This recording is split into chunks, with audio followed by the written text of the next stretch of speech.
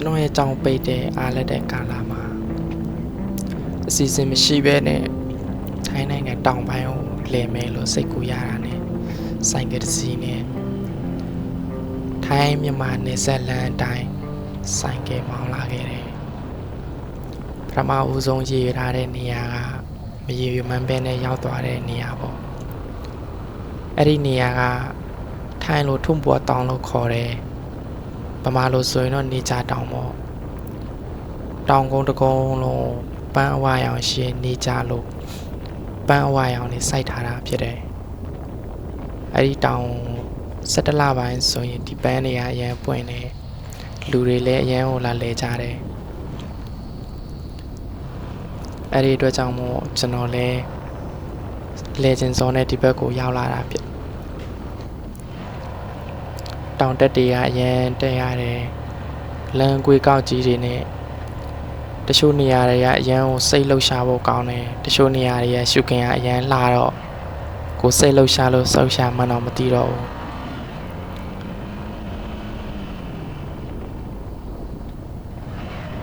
ကျွန်တော်ဆိုင်ကတရှိန်တို့တက်လာတယ်မြတောင်ကုန်းကမြင်တော့စက်ကလေးကမြတော့တနာဖို့ကောင်းပါတယ်ဒီလိုမောင်းလာရင်လည်းပဲ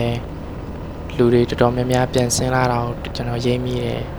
ရှေ့ကကားတွေဆင်းလာတာနဲ့ကျွန်တော်ရှေ့မှာဆိုင်ကနဲ့သွားတဲ့လူတွေကိုတွေ့တော့ဒီနားနဲ့နီးပြီးဆိုတော့ပို့ပြီးတော့နေဖြစ်လာတယ်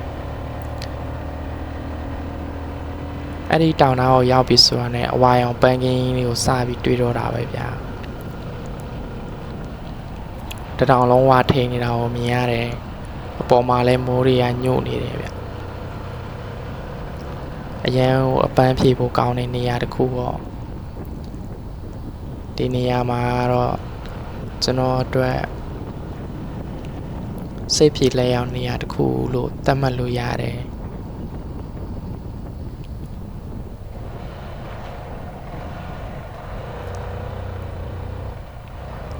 ဆိုင်ကနေလာရတာတခုကတော့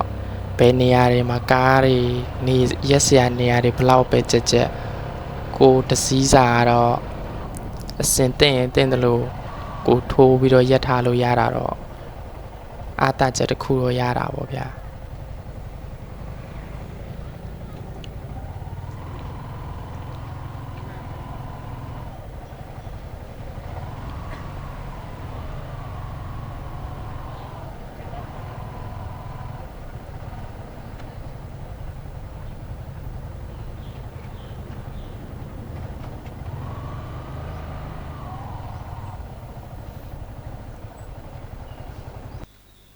တောင်ထိပ်ပေါ်ရောက်ပြီးဆိုတာနဲ့အောက်ကိုပြန်ကြည့်လိုက်တော့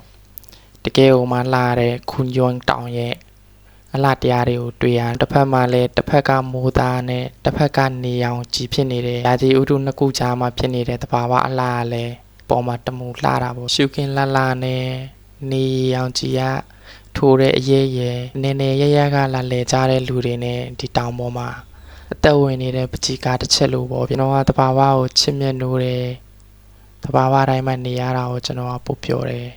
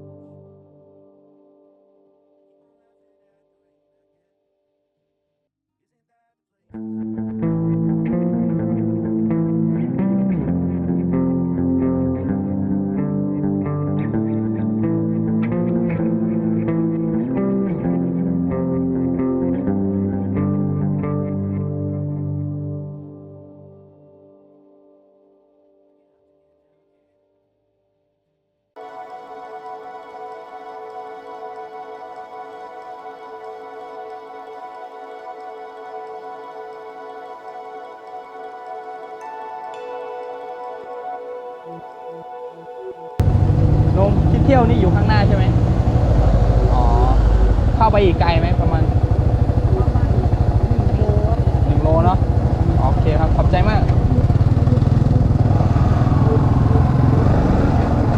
မေကိုခေါ်ပေးရနဲ့ကျွန်တော်ရဲ့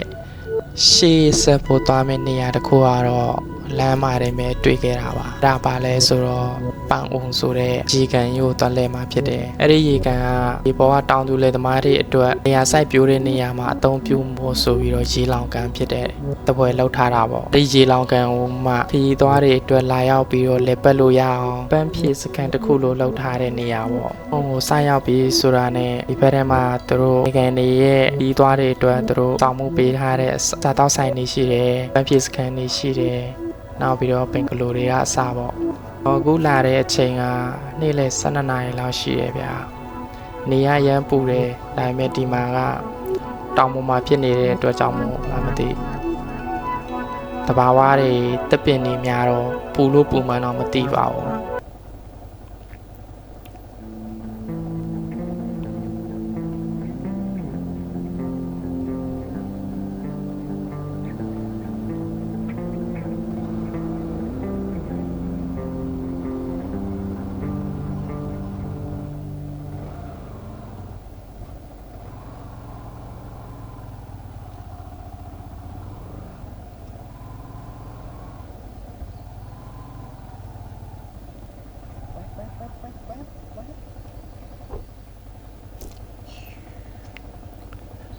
ထုံးစံအတိုင်းပေါ့ဗျာဆိုင်ကယ်ဆိုတော့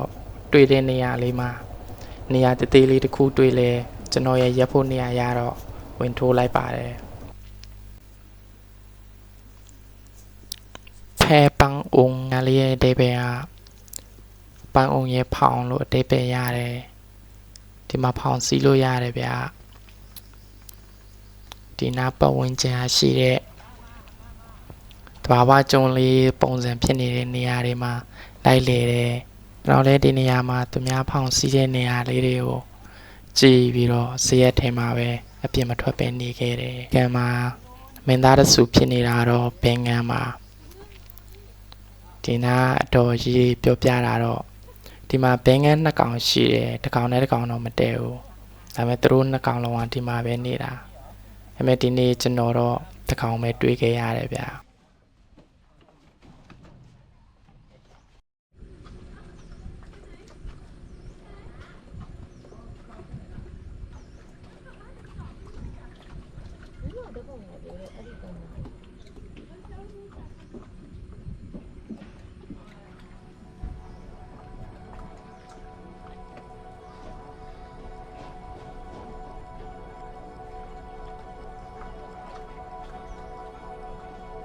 တန်းကြောင်ကျွန်တော်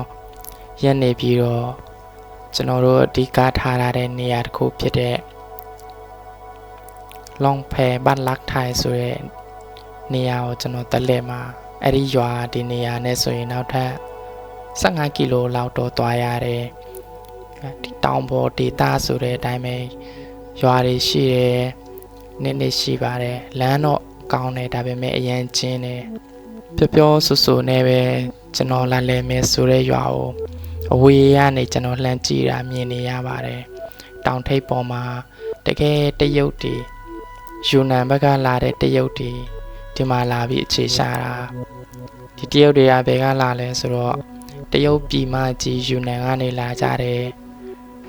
စစ်ပြေးရှောင်းတဲ့အနေနဲ့လာတာပေါ့အဲ့ဒီကနေမြန်မာပြည်ထဲကိုဝင်တယ်မြန်မာပြည်ထဲကနေမှတဆင့်ဒီနေရာမှာလာပြီးတော့အခြေချကြတယ်လို့ပြောလို့ရမှာပေါ့ဘယ်ခေတ်လောက်ကလဲဆိုရင်တော့ကွန်မြူနစ်ပါတီခေတ်လောက်ကပေါ့ဒီနေရာမှာကျတော့လူကိုအရန်စီတယ်နေကင်ဘက်ဆိုရင်ဘာမှမဟုတ်တော့ဘူးဆိုပေမဲ့ညဘက်ရောက်လို့ရှိရင်တော့ဒီနေရာကတကယ်ယူနန်ပြည်မှာရောက်နေတယ်လို့မျိုးခိုင်းရတဲ့ကျွန်တော်မျက်စိလဲပြီးတော့ရွာတစ်ပတ်ပတ်လိုက်တယ်လို့ဖြစ်သွားတယ်ပြီးတော့ကံပေါင်ဘေးကိုကျွန်တော်ပြန်ရောက်လာတယ်ကျွန်တော်လိုချင်တဲ့တကယ်နေရာပေါ့ဗျာဒီနေရာကတော့ကြည့်လိုက်မယ်ဆိုလို့ရှိရင်တော့တောင်တန်းမှာစိုက်ထားတဲ့အိမ်တွေအပင်တွေလက်ဖက်ခြံတွေအကုန်လုံးကိုဒီကနေမြင်နေရတယ်အရန်လာတဲ့နေရာတစ်ခုပေါ့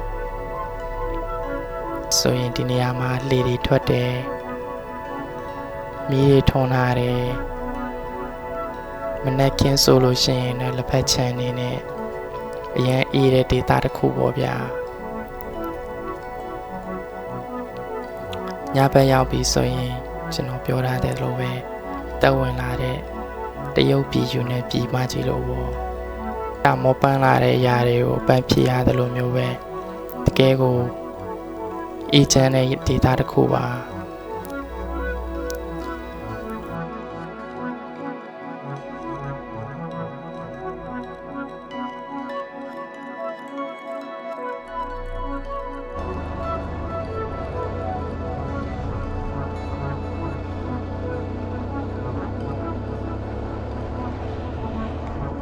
ဟွန်ဆောင်ခရိုင်ကနေပြီးတော့ကျွန်တော်ရဲ့စိတ်ကူးနဲ့တွေ့ထဲမှာ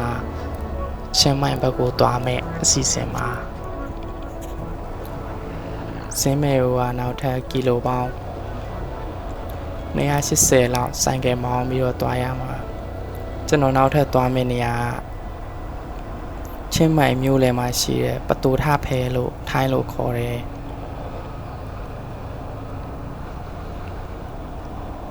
ဘယ်မှာလို့ဆိုလို့ရှိရင်တော့ဖောင်တကားလို့အဓိပ္ပာယ်ရတယ်။ဘာကြောင့်ဖောင်တကားလို့ခေါ်တာလဲဆိုရင်အရင်ခေတ်တုန်းကဒီမှာဇင်းမယ်မျိုးမှာကျွန်းနေအရန်ထွက်တယ်။ကျွန်းနေထွက်တော့ကျွန်းရောင်းပြီးတော့ကျွန်းနေရောင်းတဲ့ခါကြလို့ရှိရင်ဖောင်နေနဲ့တင်တောင်ပေါ်ကနေဖောင်နေနဲ့ချလာပြီးမျိုးရဲ့တကားဝမှာလာထားတာပေါ့။အဲ့ဒီဟာကိုဖဲလို့ခေါ်ပြီးတော့အတိတ်ပဲဆွဲပြီးကောက်ထားတာဖြစ်တယ်။စင်းမဲ့မြို့ဟာထိုင်းနိုင်ငံရဲ့ဒုတိယမြို့အကြီးဆုံးမြို့ပေါ့။ဒီမှာဆိုရင်နိုင်ငံသားတွေရှိမယ်။အမေရိကန်ရဲ့တန်ယုံကလည်းဒီစင်းမဲ့မြို့မှာစိုက်ထားတဲ့နေရာတစ်ခုပေါ့။အထူးသဖြင့်ဒီမှာအမေရိကန်လူမျိုးတွေကိုတွေ့ရမှာဖြစ်တယ်။တရုတ်လူမျိုးတွေလည်းလာရောက်လဲကြတာပေါ့ဒါပေမဲ့ကျွန်တော်ကဒီနေရာကိုအဓိကထားပြီးလဲတာမဟုတ်နဲ့ကျွန်တော်ဖြတ်သွားတဲ့ဖြတ်လန်းနေနဲ့ဒီနေရာကိုကျွန်တော်ဦးတည်ပြီးလာလဲတာမဟုတ်တော့ကျွန်တော်ရဲ့ဖြတ်သွားခြင်းနဲ့ခဏတစ်ဖြုတ်ဝင်ခဲ့တာပေါ့ကျွန်တော်မြို့တွင်လေးတဲ့ခဏပတ်ကြည့်ပြီးချင်းရိုင်းလို့ထိုင်းနိုင်ငံတောင်ပိုင်းအစွန်ဆုံးမှာရှိတဲ့ခရိုင်ချင်းလိုင်းခရိုင်ကိုဆက်သွားမှာပါ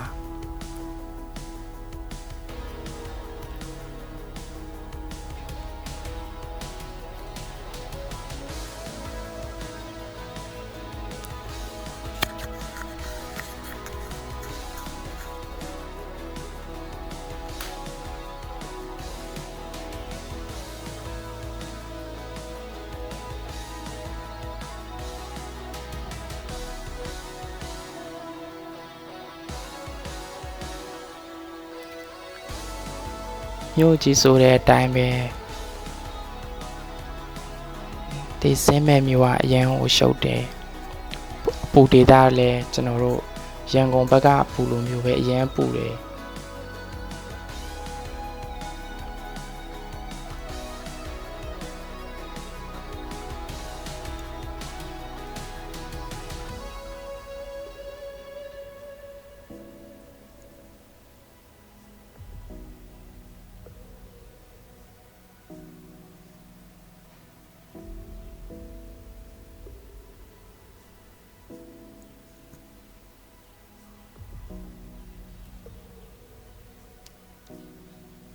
ချင်းမိုင်မြို့တွေကစားထွက်လာပြီးတာနဲ့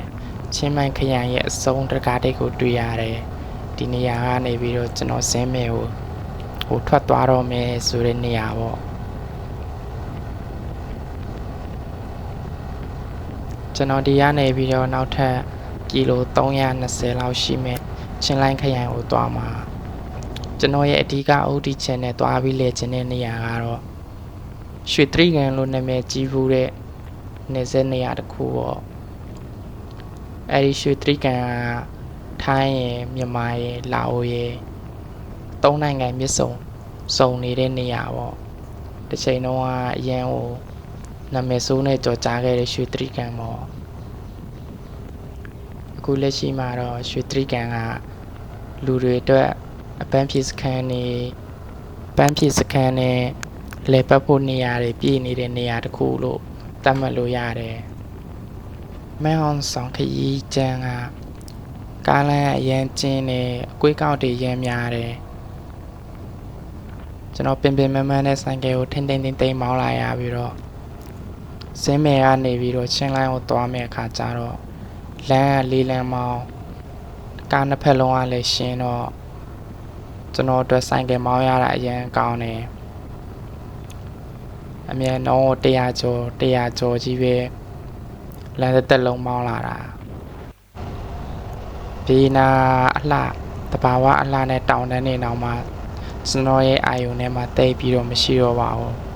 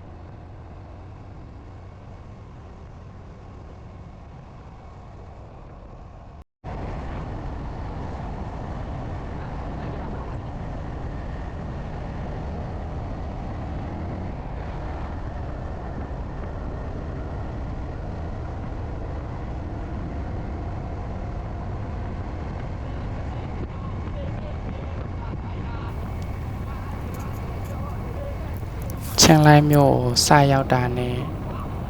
မိုးလဲမိထားတယ်ချိန်ကလည်းမရတော့ဘူးဆိုတော့ချင်းလိုင်းမြို့မှာရှိတဲ့ကျွန်တော်ရဲ့အတိမိတ်ဆွေအိမ်မှာပဲတော့တဲကိုအစီအစဉ်ဆွဲပြီးတော့တဲတယ်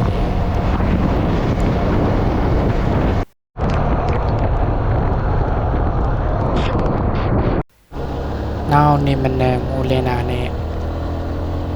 9 နာရီ10 နာရီလောက်မှာပေါ့ချင်းလိုင်းမြို့ကနေပြီးမဲဆိုင်မြို့ထဲကနေကျွန်တော်တို့စထွက်မယ်စထွက်ပြီးတော့ရွှေတြိဂံဆိုတဲ့နေရာကိုရောက်ခဲ့တာပေါ့ရွှေတြိဂံဆိုတဲ့အတိုင်းပဲနာမည်ကရွှေဆိုပေမဲ့တစ်ချိန်လုံးကအရင်ဆိုးသွားခဲ့တာပေါ့ဒီနေရာရောက်ပြီဆိုရင်ဖျားကြီးတဆူရှိမယ်ဒီဘေးမှာစင်ရုပ်တုနဲ့နန်းစင်နေရှိမှာလေစီးပြီးတော့ဒီနေရာမှာရှိတဲ့ထိုင်းဘက်ချမ်းရယ်မြန်မာဘက်ချမ်းရယ်လာအိုဘက်ချမ်းရယ်ကို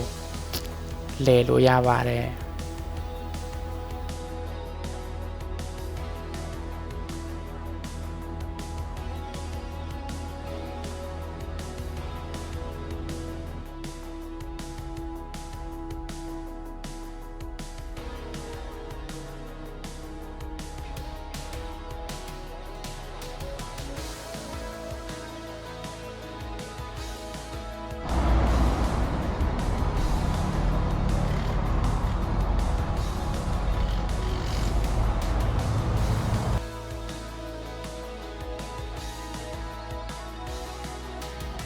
နိုင်ငံအလဲပိုင်းမှာရှိတဲ့ထိုင်းနိုင်ငံအလဲပိုင်းမှာရှိတဲ့မြန်မာပြည်သားတွေ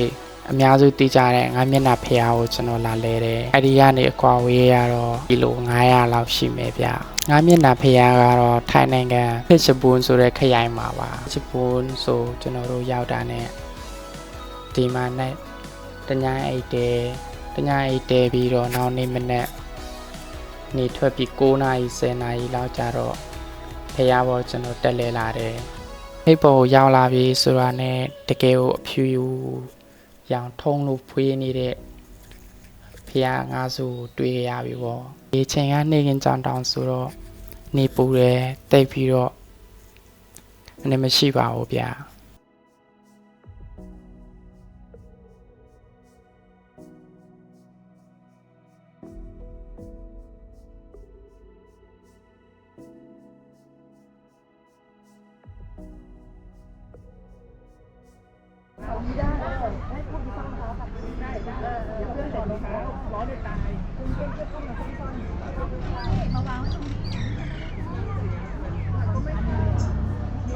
เจี๊ยบก็ไม่เข้าแล้วใครเข้าอ่ะไอ้หมอมันได้กระดิ่งมาเนี่ย နည်းနည်းခင်ပန်းရောက်တာနဲ့ဒီနေရာကတဘာဝတွေနဲ့လှပြီးတော့မြုံစင်မြုံငိုးတွေနဲ့ပြည်နေတဲ့တကယ်ပကတိကချက်ကြီးတစ်ခွားနဲ့တရားနဲ့ပေါင်းဆက်ပြီးတော့ဒီထရတဲ့နေရာမို့လို့တပုံတမူထူးခြားစွာလှပနေတဲ့ဖက်ချပွန်ကငါမျက်နှာဖျားပါ